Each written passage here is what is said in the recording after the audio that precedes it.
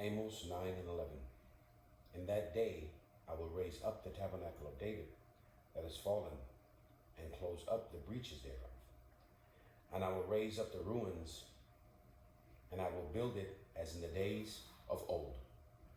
Koholo Yahweh Bahashim, Yahushai Bahashim, Wahachakodash. Double honors and salutations unto the elders, apostles, the elder bishops of Great Millstone. The water for your diligence through these years. You're definitely worthy of the title, the governing body, the kingdom that is fast approaching, pushing this truth to the very hour, the 144,000, the throne of David. Shalom unto you, beautiful men. And shalom to the innumerable one-third consisting of men, women, and children that have been blessed with the mark of the Dawah, which is exempted from the judgment that we see fast approaching. Those who are ordained to believe on the names of Yahweh, Yahushua, in all truth and in sincerity. I'm the brother Yasser Allah from the GMS camp, coming back at you with another quick hit lesson, Abaratazah. This lesson is edifying unto those who are meant to receive it. Abaratazah meaning Lord willing in the ancient Paleo-Hebrew. All right. So the name of this lesson is The Kingdom of Heaven Will Be the Throne of David Reestablished. Reestablished. All right. And that's what's important. All right. Especially in these times that we're in now. What I'm going to do, I'm going to go through this verse here, Amos 9 and 11, as I just brought out here, because when you read this verse, there is a lot of meat and a lot of history here. This is a very, very powerful verse and one of my favorite verses in the Bible for good reason, because it explains and details a lot, as we were taught. You cannot know the mystery if you don't know the history. So we're going to go into a little bit of the history, all right, of the throne of David when it was established, all right, and what took place then and why that kingdom, as the Lord says here, is going to be reestablished again, all right, that being the kingdom of heaven. All right, so what I did, I took the liberty to ask chat a very simple question. What is salvation in short? All right, and chat explained beautifully. Salvation, Bible definition, in parentheses, being delivered by Yahweh Yahushua from sin, judgment, and death, and being restored to life and favor with him. Right, there's a key word here, restored, okay, and that lines up perfectly with the verse that we just read, Amos 9 and 11. So keep in mind, as I said, there's a lot of meat and a lot of history within this small verse. All right, so when you go into that word restored, all right, it says to be reinstated, return to former position or state or condition, reinstituted, right? So salvation is the throne of David restored, okay? All right, so as we go into this history, all right, you're going to see how all these things line up when I pull precept here and precept there, all right? So what I did also, I asked chat very simply, what comes with the kingdom and what will these people be doing, all right? And it starts off right off the top, and when it does, it gives bulletin points. And it says, first and foremost, ruling and governing.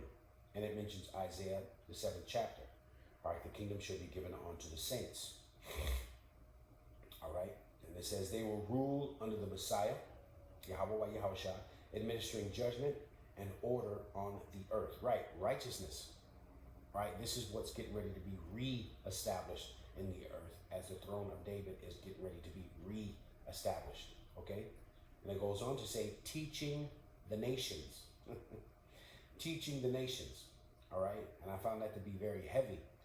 All right, because when the throne of David is established, that's when the nations will be given the laws, statutes, and commandments. They will be taught by Israel. Okay, hence the reason why when you look at our situation today, all right, the reason why the so-called black man, all right, aka Israel, is in such a low condition, all right, is because we were given these laws. All right, the Lord set up a nation, all right, that would be in his image, all right, meaning that will walk in his ways, all right, and push forth righteousness throughout the earth. And did we do that? No, we didn't. All right, we fell. Okay, we fell short. So in turn, what did the Lord do? He put us in captivity under all these nations. All right, he put curses on us. Okay, We were at the bottom, and we continue to be at the bottom, right? So that standard could only be held to Israel, all right? So this is why we catch hell on this side, because we were given these laws. No other nation was given these laws. The Bible says, you have I known of all the families of the earth. Therefore, I will punish you for your iniquities, all right? So this is why Jake is catching hell, because we were given these laws, statutes, and commandments. The Lord was, the nations weren't. So as we're reading here, the tabernacle of David, what does it say? Teaching the nations. When the tabernacle of David is reestablished, then the nations will be taught the law, statutes, and commandments. Okay, and that lines up with Romans 9 and 4. All right, all of those things pertaining to Israel. Okay, the covenants, plural, the service of Yahweh Shah, the glory, all of these things pertain to us. Okay, so when we're back in our rightful place, okay, back ruling, when the throne of David is reestablished again, that's when the nations will be taught, no sooner. All right, and it mentions Isaiah 2 and 3. As a matter of fact, I'm going to grab that really quick. This is Isaiah 2. I'm going to start from the top. The word that Isaiah the son of Amos saw concerning Judah and Jerusalem. And it shall come to pass in the last days meaning the days that we are in right now, that the mountain of the Lord's house shall be established in the top of the mountains. Right. What's that talking about? The throne of David. Right? Because in the Bible you have to understand it's hip talk, it's cold. Mountains mean governments. All right. You've all heard of the UN summit, where all the nations meet together, whether it's Davos, Switzerland. Okay, they all come together, all right, and meet about world order. Okay, that's called the UN Summit for a reason. So what's a summit? The summit is the tip of a mountain. So that's where all the governing bodies of the world come together to meet. Okay, so here it says it shall come to pass in the last days that the mountain, the government of Yahweh Shah, and it says the Lord's house shall be established at the top of the mountains, at the top of all of the governments, the throne of David. All right, it says, and it shall be exalted above the hills, and above all the nations shall flow unto it. Right. Hills, mountains, smaller nations, bigger nations. Okay, goes on to say, and many people shall go up and say, come ye, let us go up to the mountain of the Lord, the governing body of the Lord, right, in Jerusalem, because that's going to be the governing office, right, that's going to administer, all right, righteousness throughout the earth. That's where the world will be governed out of Jerusalem. All right, so here it's saying all of the nations are going to come up, right, to the house of Yahweh Shah of Jacob. And here's the point. And he will teach us his ways, and we will walk in his path.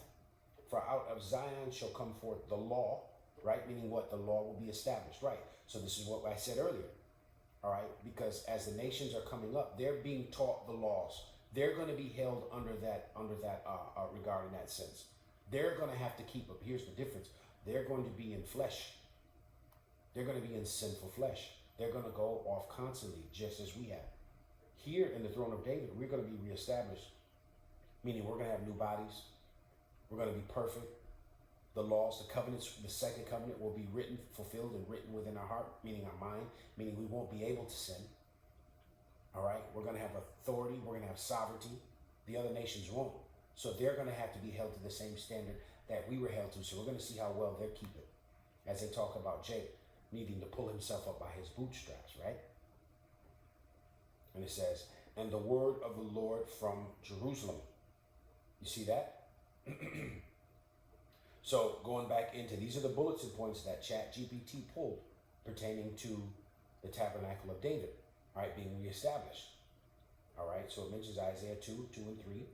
All right, it goes on, it says, they will instruct other nations in righteousness and truth.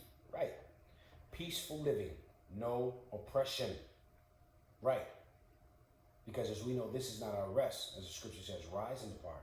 But this is not your rest. But it will destroy you, even with a sword destruction. Right?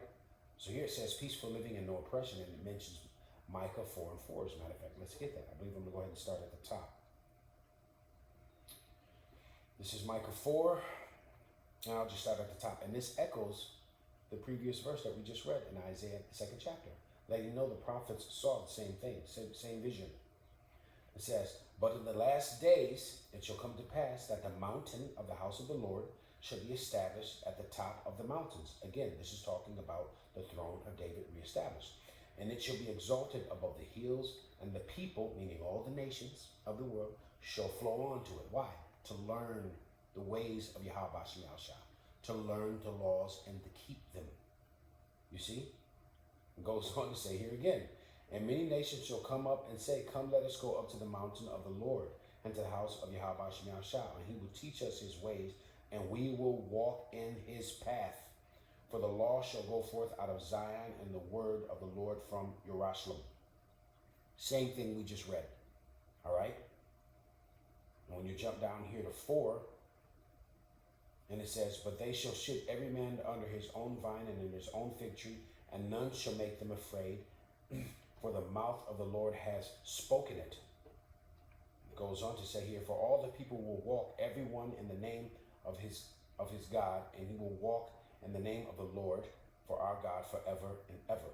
All right, so when you go on to this, it talks about, how there'll be no more war. Okay? All right, because there will be peace will be established and righteousness will be established in the earth. Okay? It goes on to say here, just keep in mind, this is ChatGPT. ChatGPT knows more than most you Negroes out here, man. It says building and enjoying life. Right, so we're going to enjoy. We're going to be at the top. All right, we're not going to work ever again. All right, heathens will be serving us as in the days of old. All right, this is why I said when you go into Amos 9 and 11 and you read that chapter and you go into the history, all right, of that, when David, the tabernacle of David was established, all right, we didn't work. All right, we had all the nations under subjection and rulership. Okay, and this is what's going to be established again. So chat goes on to say, when King David ruled, several nations were subject to him or served Israel according to the Bible. And it reads them off here, at least a number of them. It says, the nations serving under David. The Philistines defeated in battle, some became tribute payers. Right, Philistines are the Hamites. 2, the Moabites, today the Chinese, made servants and paid tribute. Goes on to say the Ammonites subdued and paid tribute. The Edomites subdued and became laborers. You see that? The self-proclaimed white man. All right, so yes, Esau, Edom was under subjection when we ruled. So why is the Lord saying he's reestablishing this throne again? That's what you need to ask yourself. Why is this being reestablished in the earth again? All right, because one thing you'll understand is this is a family affair. Okay? It's all about his chosen seed line, his inheritance, all right, ruling in righteousness. Okay? It goes on to say Assyrians, in parentheses, the Armenians, defeated, paid tribute. Amalekite, today, which are known as the small hats, okay? They are the head tribe of Esau, Edom, just as Judah is the head tribe of Israel. Okay? And it says other smaller nations around Israel who became subservient. Right. So again, we're going to be in that ruling power, that position. Okay? Isaiah 65 and 1 and 61 and 5, 61:5 it says foreigners will be your servants. They will feed your flocks and plow your fields and tend your vineyards. Right. It goes on to say straight to the point. They will rule, teach, build, live in peace under Yahweh Shah, enjoying life the way it was meant to be, with righteousness and no oppression. You see that? So we're not going to be building, we're not going to be out there digging, we're not going to be out there planting. All right? So one thing you have to understand is that the nations were created to serve Israel. Every kingdom has servants. Esau's kingdom, this kingdom that we're in right now, are you not servant to him? By way of his corporations, we all have jobs. We have to get up early in the morning. All right, you eat breakfast, you get in your car, you go out and you serve him. Okay? You get a paycheck, you come home, you eat, and you repeat. All right? So this is the thing that, we find funny. It's like most people starting with Jake will have a problem when we talk about other nations being slaves or servants. We understand that word slave has been a stigmatism. All right, people can't get past what that literally means. Why? Because of the stain that's been put on that definition by this damn devil. You think slave, you think someone that's being beaten, right? Ridiculed, all right? Wickedly and unjustly. No. Slave just simply means being in servitude. You're in servitude right now under this wicked man in this wicked kingdom, all right? Where the laws are not established, all right? And you're catching hell. So why not be in servitude under a righteous nation with Yahweh Shai, all right? The 12, the 144,000 governing body, issuing out righteousness throughout the earth. You're going to be breathing clean air, drinking clean, pure water, eating fresh food. You're not going to be given medicine. You're going to be cured or whatever it is that you may have. Why? Because we're going to teach the nations. You're going to flourish. You're going to have your own land. You're going to have your own home. All right? It will be ran in righteousness. Who wouldn't want to live in that world? So yes, there will be order in the kingdom, and all the nations will be subject under Israel. It goes on to say here, and this is chat, keep in mind, straight to the point.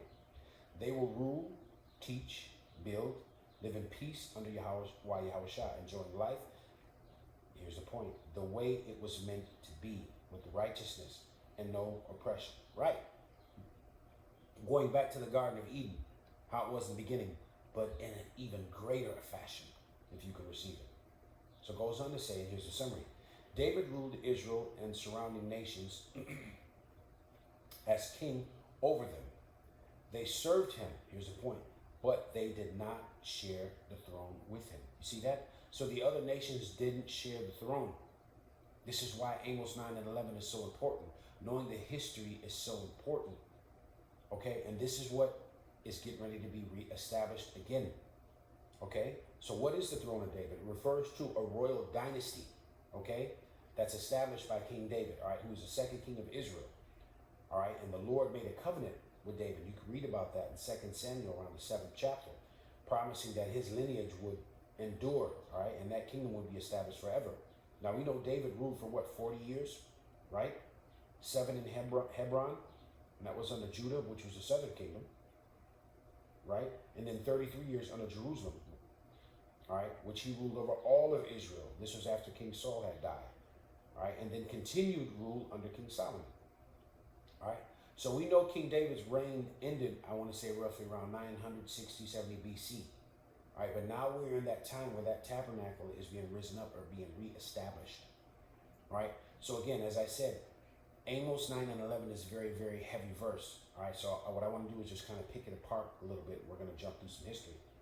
All right, as it states, in that day I will raise up the tabernacle of David that is fallen. So when you go into that word raise up, right, that's 869:65.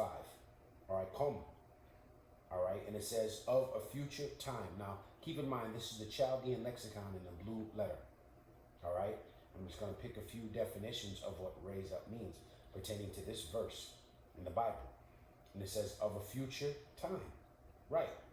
The time that we're in right now. It says to become powerful, to increase in riches, to flourish, just as in the days of old, to continue, to preserve alive, to set up again a tent fallen down. Right. That's the tabernacle of David, all right, that fell in ruins, that's being reestablished again. This is all under the definition of being raised up. To reset up the land, comma, tribes of Israel, to raise up by marrying a widow. Right. You see that? Because we're all being prepared for the suckers or the marriage of the Lamb, all right, unto his bride.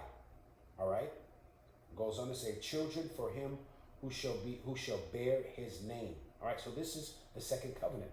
All right. And all this pertains to or belongs to Israel, the only nation, starting with the elect. Okay? So when you look at the phrase as in the days of old, right? It points back to our height, all right? The height of Israel, the strength, all right? The unity under King David and King Solomon. All right, when all the kingdom, all the tribes were united, there was no northern and southern division. All right? We were at the top of the mountain. All right? We were the ruling, governing body. We prospered as a nation. All right? And Jerusalem was the political center and the world power of the known world back then. And this is what's getting ready to be established again. All right, again, so as I said, this is a family affair. Sovereignty will be reestablished, all right, for Israel, just as in the days of old. And there will be no heathen nations ruling with Israel in the kingdom. You have to get that out of your head, Jake. All right? We're not ruling with this man in his kingdom. We don't even have a UN seat. Okay, where's the UN seat for Jake? All right? When these governments of all the world meet together at the UN summit, where's our seat? Where's our land? Where's our military? All right? Because as I said always, before, land is where the true riches is. All right? We can grow agriculture. We can farm. We can do traffic and trade. We can be a part of the world court. Right? We can have our own military, our own government. Every nation on the planet has a land and a government and a military. Where's ours? You see? This is what's getting ready to be reestablished. This was done for a reason. All right? So we're going to go back into what chat says. All right? Now, I asked chat this question. I said, when the tabernacle of David is reestablished again in the kingdom, will the heathen nations reign with Israel? All right? Because that is a common misunderstanding, especially in the churches today. For some reason, Jake does not want to let go of Esau. He can care less about any other nation. All right, so let's see what chat says. Very simply, chat says no. The prophecy of the tabernacle of David, and it's mentioned in Amos 9, all right, shows Israel being restored to rulership. We went over that word restored. Under Yahweh Yahweh Shah. Goes on to say the nations, heathens / Gentiles are present, right. The heathens will be in the kingdom. Yes. Goes on to say that they are subject to Israel, not co-rulers. You see that? So they won't rule. When you go into our laws even, the Lord doesn't allow us to mix fabrics. We can't mix seeds. So how the hell are you going to mix nations and rulership? This is why history is so important. Were there other heathen nations ruling with David, all right, when the kingdom or the throne of David was established in the days of ancient? No. Again, going back to a family affair. So as I said, starting with apostles, you cannot know the mysteries if you don't know the history, if you don't know what happened. You won't understand the throne of David. You don't understand what that means. Okay? Goes on to say here, straight to the point. And this is chat. Israel is restored and reigns under the son of David, Yahweh Yahweh Shah. The other nations are ruled over, not equal rulers. Some from the nations will serve and seek the Lord, but not share the throne, just like in the days of old. We ruled over the nations, we had them in subjection, and no other nation was ruling with us, starting with King David back then. And no other nation will be ruling with us in the throne of David, the tabernacle that's going to be reestablished, which is the kingdom of heaven. It's just that simple. You see? It goes on to say, supporting the idea and prophecy. And it mentions the book of Isaiah 14:1. The nations serve Israel. Matter of fact, let's get it. This is Isaiah 14:1. For the Lord will have mercy on Jacob and yet choose Israel and set them in their own land.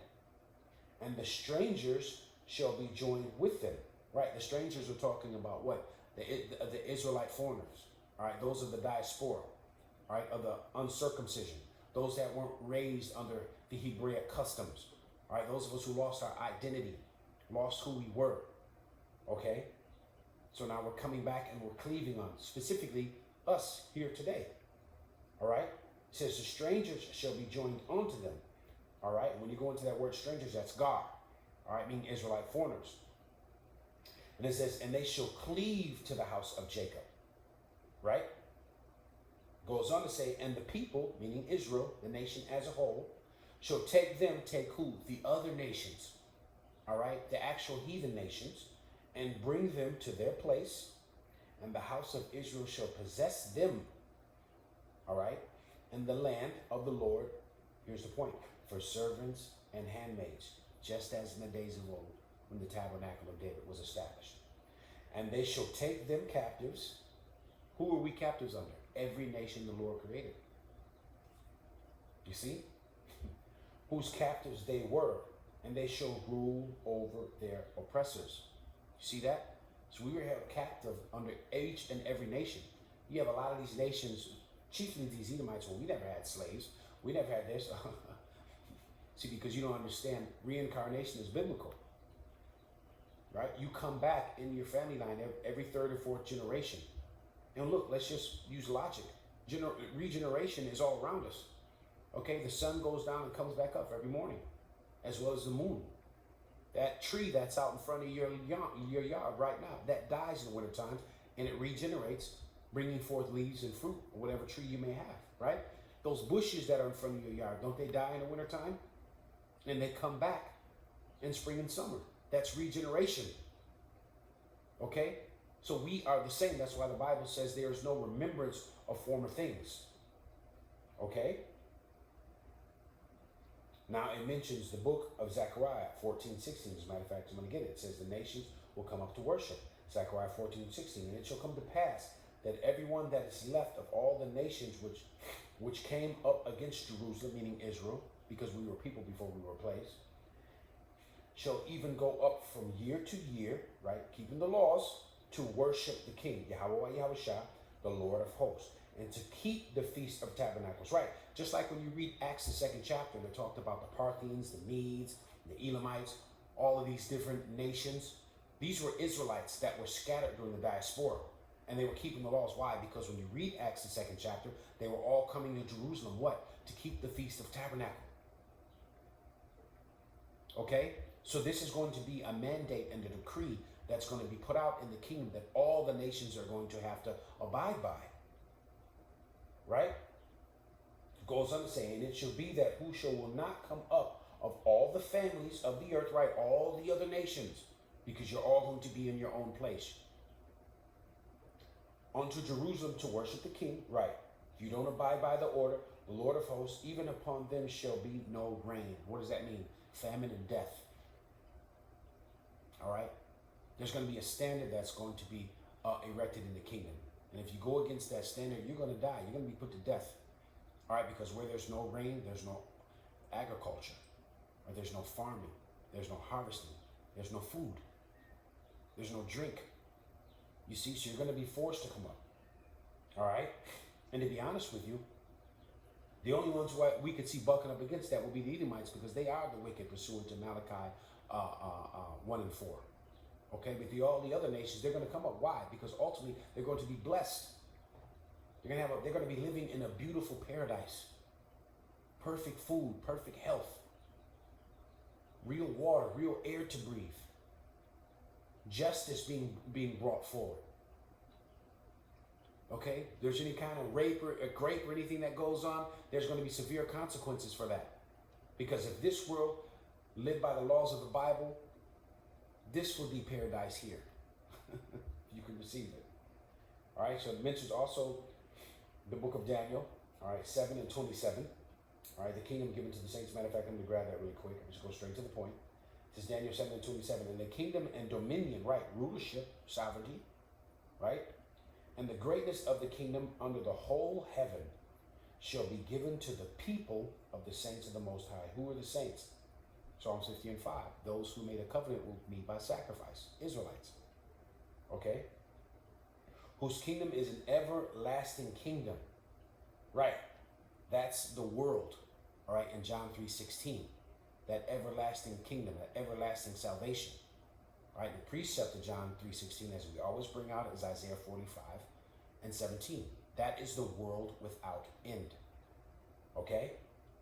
Goes on to say, and all dominions shall serve and obey him. You see that? So chat goes on to say, chat's going in. So they exist in the kingdom, but they don't reign alongside Israel. Talking about all the other nations. Again, this is a family affair. All right? So when we go to Amos 9 and 12, that they may possess the remnant of Edom. Okay? And all of the heathen that are called by my name, saith the Lord, that doeth this. Right.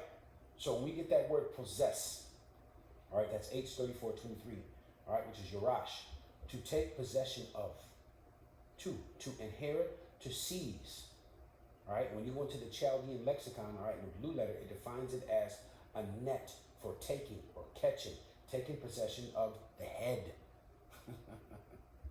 See that? So in Deuteronomy 28, pertaining to the curses, it talks about how we were going to be the tail and not the head. So who's the head in this kingdom? Esau, Edom. All right, so taking possession of the head. All right, in captivity. All right, does not Genesis say that Jacob held first Esau's heel, taking a hold of him? All right, that means bringing him down to subjection. Okay? As a matter of fact, just to double down on that possession, let's read Daniel 7:18. But the saints of the Most High shall take the kingdom and possess the kingdom forever and even ever and ever. Right. So possess in the Hebrew carries the idea of, and this is chat, to inherit, to take dominion, to reclaim righteous authority. Reclaim, take back what was yours in righteousness. All right. So this language echoes, all right, the earlier covenant promises, all right, where Israel would inherit the nations under King David. All right. And actually it mentions that in Psalms 2 and 8. As a matter of fact, I'm going to grab that really quick. Right? And this is what the Lord said to King David. Ask of me, and I shall give thee the heathen for thine inheritance and the uttermost parts of the earth for possession. All right, so that's starting with Yahweh Shah, ultimately. And thou shalt break them with a rod of iron, and thou shalt dash them to pieces as a potter's clay. That's rulership, that's authority, that's power. So as I said, every kingdom has servants.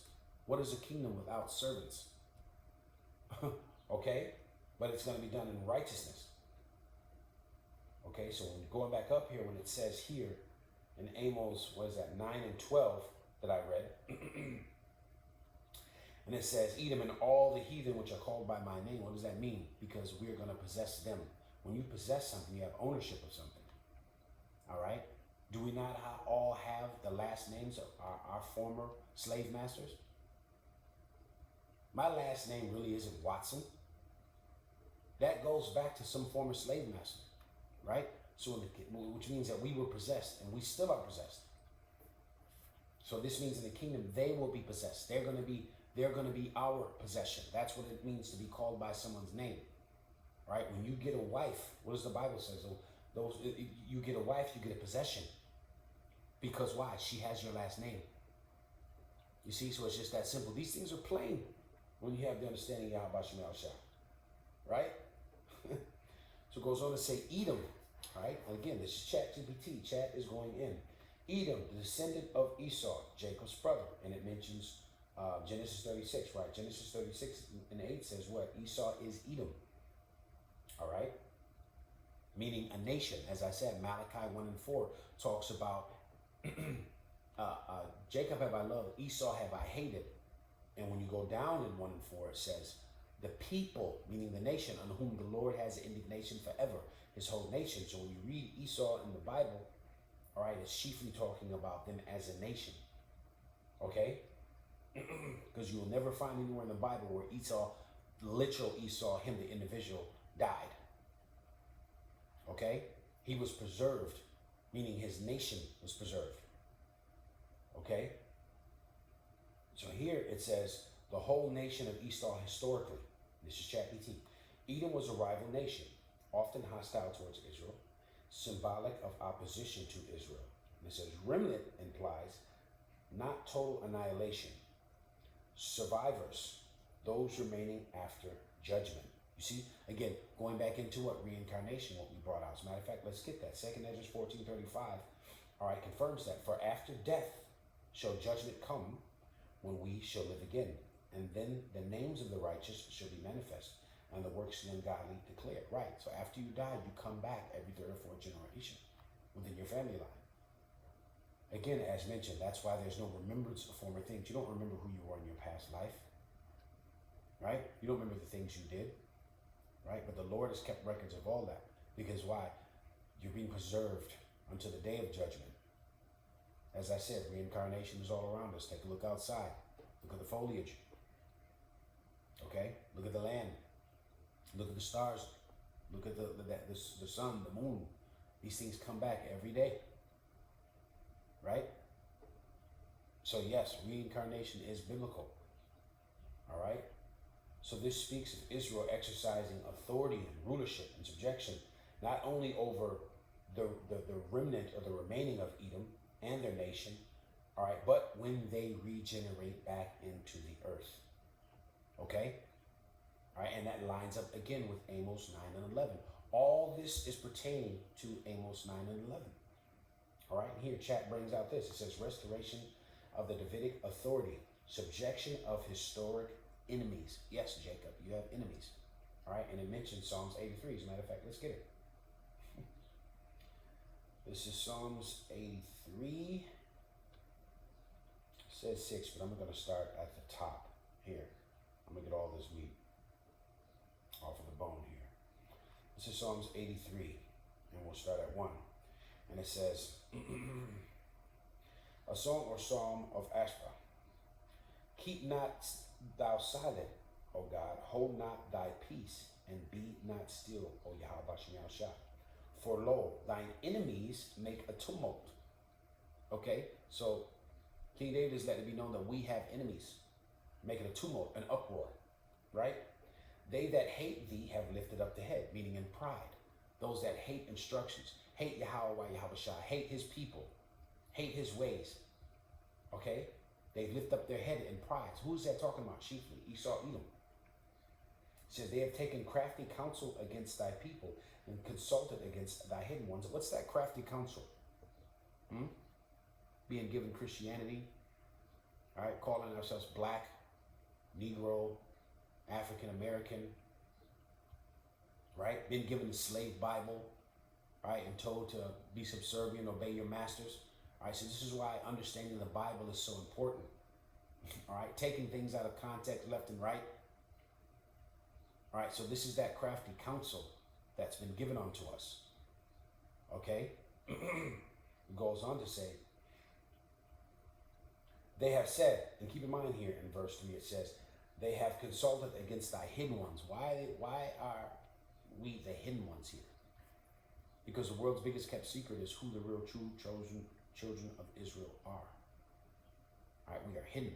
The Bible says we should not be reckoned among the nations. We will call ourselves by different names. All right? So Gentiles being grafted in. All right? That's crafty counsel. Okay? Love thy neighbor, come as you are. That's crafty counsel. All right? So it goes on to say, they have said, come, let us cut them off from being a nation, that the name of Israel may no more be in remembrance. Right, cut who off? Cut the real Israelites off, because the name of Israel is here, it echoes, but it's not the real people.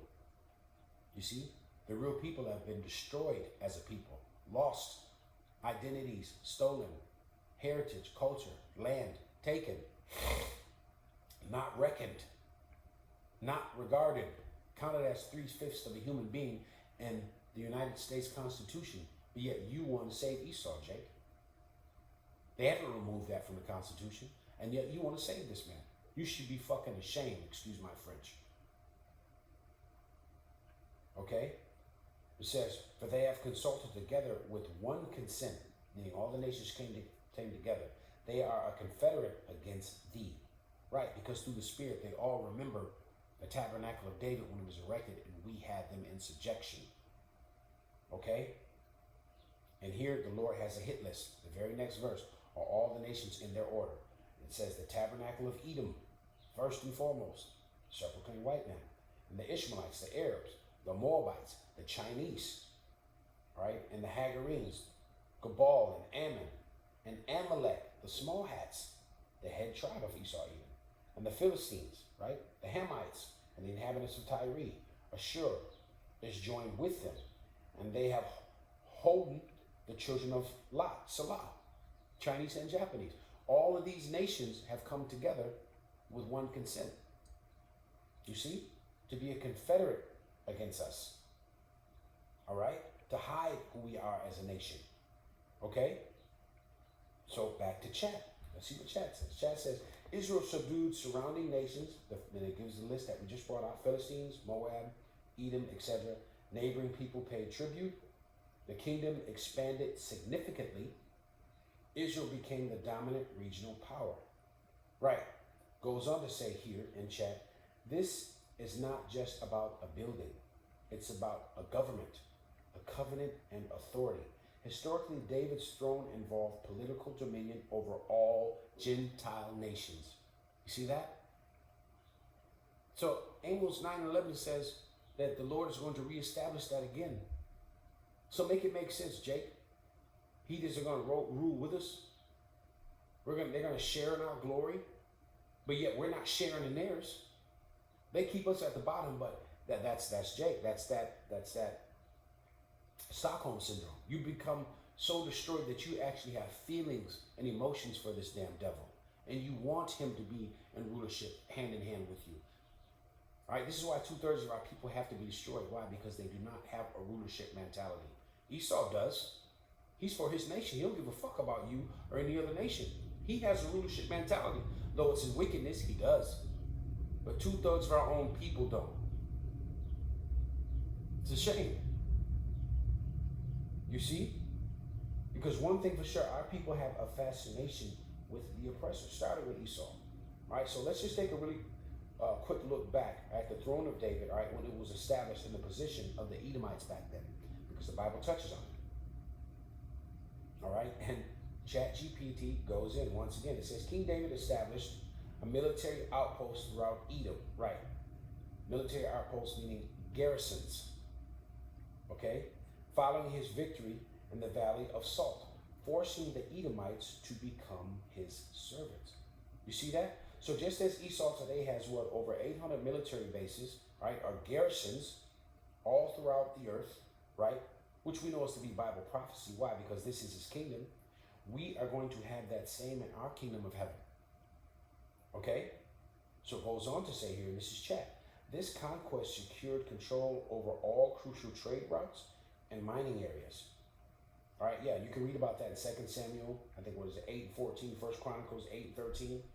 All right, goes on to say, those forts protected, which we know today to be the southern trade routes, all right, and the copper mines, all right, and it goes on to say here in parentheses, like Fanan and Timnah is what it's called, all right.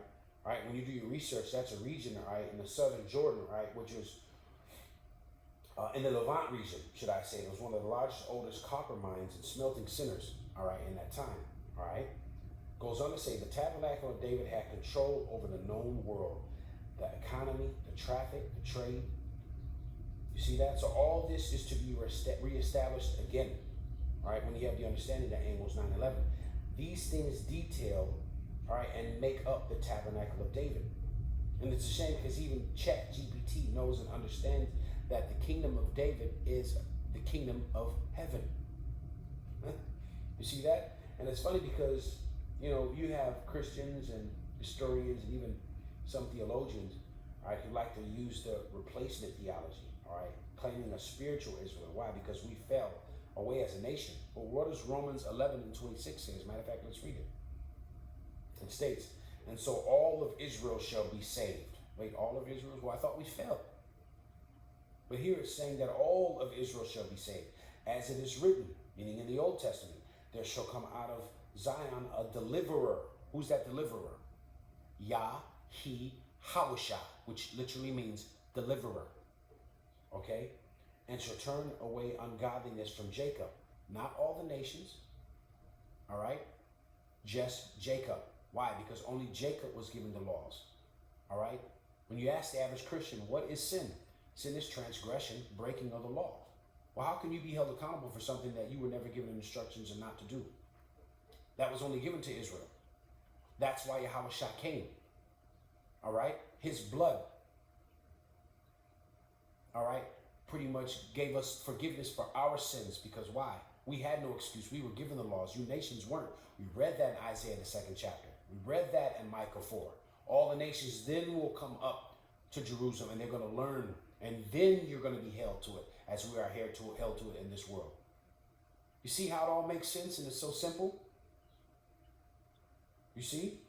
So the throne of David literally is the restoration of Israel as a whole. All right? We were never cast away. All right? We were only separated from Yahweh Shah, our power, for a small period of time. Matter of fact, let's get that.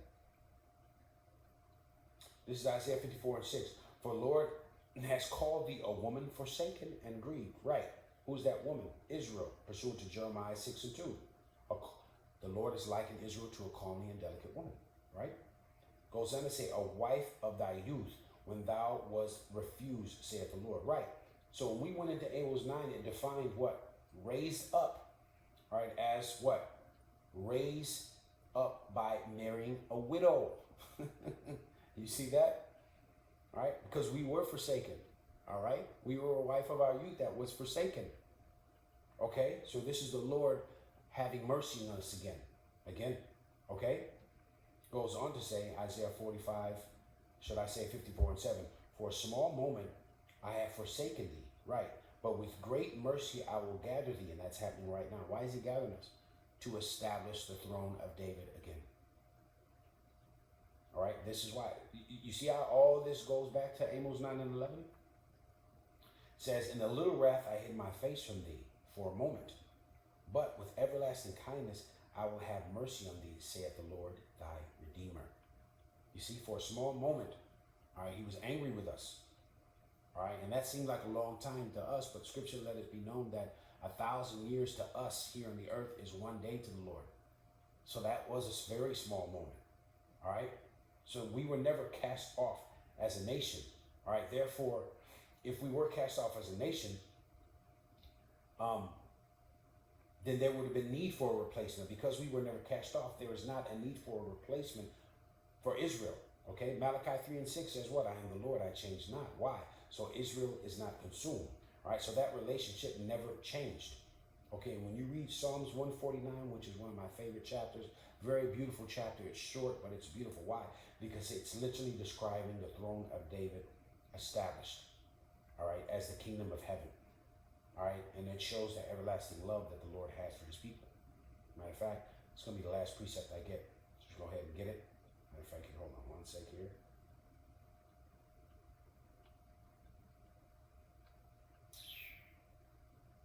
Psalms 149:1. Praise ye the Lord. Sing unto the Lord a new song, and his praises in the congregation of the saints. We went over who the saints were. Let Israel, the saints, rejoice in him that made him. Let the children of Zion be joyful in their king. Right, this is describing the throne of David established. This is the kingdom of heaven that we're reading right here. Let them praise his name in the dance, and let them sing praises unto him with the timbrel and the harp. Right, music. All right, it's going to be a celebratory time. We're going to be in our jollity, if you can receive it. It says, for the Lord has taken pleasure in his people, possessive. He will beautify the meek with salvation. We went over. That's the first definition we pulled in this lesson. What is salvation? And it goes back to what? Being restored. Again, Amos 9:11. Goes on to say, let the saints be joyful and glory, and let them sing aloud upon their beds. What does it mean, sing aloud upon their beds? All right, when you're in your bed, you're at rest. All right, you have sovereignty, you have rulership, you're not working. You think that the international bankers of the world, that they are working? They have never lifted a finger in their life. Why? Because this is their kingdom. So we're looking at a changing of the guard here. All right, goes on to say, and let the high praises of Yahweh shall be in their mouth. And here's the point. And a two-edged sword in their hand, to execute vengeance upon the heathen, all the other nations, and punishments upon the people. What does that sound like? We went over the history of the throne of David, the ancient days. Did he not do the same thing? You see? He exercised judgment and righteousness and had them all under subjection. He was cracking heads in righteousness. You see that? And we were in our rest. We were in our peace. Okay? The throne of David and in the ancient days was just a precursor. We got a small taste of the kingdom within that short period of time. All right? Goes on to say, to bind their kings with chains and their nobles with fetters of iron. Right? Fetters and manacles. meaning chains around your wrists and around your ankles. Your kings, the kings of the earth. All right? The kings of, all these presidents, all right? China and America and all of the nations, all right, that boast proudness in their glory, they're going to be rounded up. Okay? And it goes on to say, here's the point, to execute upon them the judgment written. Where? Within the Bible. Deuteronomy 30:7 says all the curses that were on us are now going to go on them. Right? And those curses came by way. Why? Because we couldn't keep the law, statutes, and commandments in sinful flesh. So now in the kingdom, in the tabernacle of David, as we're reading, we're going to be perfected. The laws are going to be in our inward parts. We're not going to be able to sin. We're going to have new bodies. And now the same laws that we failed to and were put under subjection to and put curses on, that's going to be put on them. And they're going to be in sinful flesh. So we're going to see how well they do it. How many times have we heard, well, you so-called blacks, you guys just need to pull yourselves up by your bootstraps. Prepare to hear that in the kingdom. Keep that same energy. We're going to see how well you guys can keep it. Okay? When you don't have the spirit of Yahweh Shah upon you. You're going to be going off every second, and we're going to be cracking your head every second. That's the beauty of this thing, when you have understanding. This is why the tabernacle, the throne of David, is so important. Goes on to say, praise ye the Lord. So Amos 9 and 11, all right, is what this whole lesson was really all about, because there's a lot of history in there. All right, there's a lot of meat in there, and that verse is saying a lot if you go through the history. All right, so anyways, look, I pray this lesson was edifying unto those who meant to receive it. I want to say, Kol Yahweh, Hashem, Yahushai, Bahashim, Chachach, Kodash.